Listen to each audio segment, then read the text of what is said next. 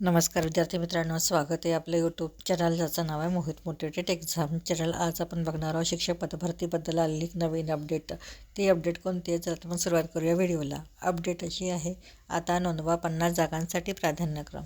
शिक्षण विभागाकडून शिक्षक पदभरती प्रक्रियेत महत्त्वपूर्ण बदल।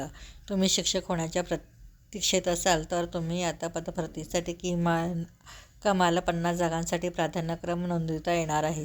होय, राज्याच्या शालेय शिक्षण विभागाने पवित्र पोर्टलमार्फत होणाऱ्या शिक्षक भरतीच्या कार्यपद्धतीमध्ये आवश्यक सुधारणा केल्या आहेत। त्यात ही महत्त्वपूर्ण सुधारणा केल्याने भावी शिक्षकांना दिलासा मिळणार आहे। शालेय शिक्षण विभागाच्या सुधारणेनुसार अभियोग्यता आणि बुद्धिमत्ता चाचणीसाठी अर्ज करण्याच्या शेवटच्या तारखेचं विद्यार्थ्यांच्या वयाची परिगणना करणे, विद्यार्थ्याची अभियोग्यता बुद्धिमत्ता चाचणीतील गुण केवळ एक वेळेच्या शिफारशीसाठी लागू राहील, अशा बदलांचा समावेश आहे। संबंधित सुधारणेची अंमलबजावणी अभियोग्यता बुद्धिमत्ता चाचणी 2025 आणि त्यानंतर चाचणीनुसार केल्या जाणाऱ्या पदभरतीला लागू असणार आहे। या संदर्भातील शालेय शिक्षण विभागाने अध्यादेश काढला आहे। राज्यातील शासकीय आणि अनुदानित शाळांतील शिक्षकांच्या रिक्त जागांवरील पदभरतीची प्रक्रिया पवित्र पोर्टलद्वारे राबविण्यात येते। ही प्रक्रिया सुलभ व पारदर्शक व्हावी या हेतूने काही तरतुदी निश्चित केल्या होत्या।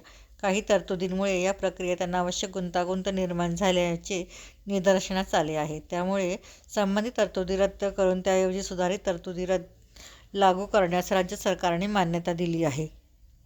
इयत्ता 1ली ते 5वी, 6वी ते 8वी, 9वी ते 10वी या गटासाठी त्या माध्यमांच्या शाळांसाठी शिक्षक उपलब्ध करून देताना व्यावसायिक अर्हता इंग्रजी माध्यमांसह त्या शाळांचे मराठी, उर्दू, कन्नड असे माध्यम विचारात घेऊन विद्यार्थ्यांनी 10वीची परीक्षा ज्या माध्यमातून उत्तीर्ण केली आहे त्या माध्यमाच्या शाळेसाठी उमेदवारी विचारात घेण्यात यावी।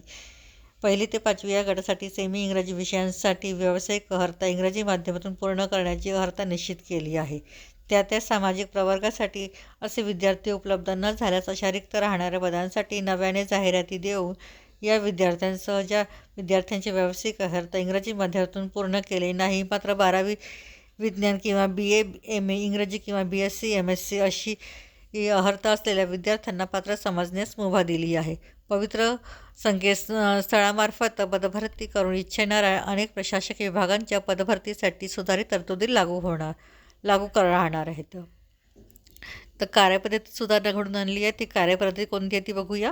विद्यार्थ्यांचे चालू चाचणीतील गुण मुलाखतीशिवाय व मुलाखतीसह या निवडीच्या प्रकारासाठी मिळून केवळ एक वेळेच्या निवडीच्या शिफारशीसाठीच लागू राहतील। विद्यार्थ्यांना निवड प्रक्रियेत पुन्हा सहभागी व्हायचे असल्यास नव्याने चाचणी परीक्षा द्यावी लागेल।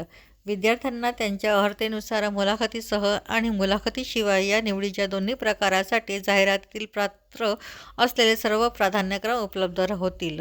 विद्यार्थ्यांना त्यांच्या सोयीनुसार कमाल 50 प्राधान्यक्रम नोंदविता येईल। ही मर्यादा निवडीच्या दोन्ही प्रकारांसाठी स्वतंत्र असेल।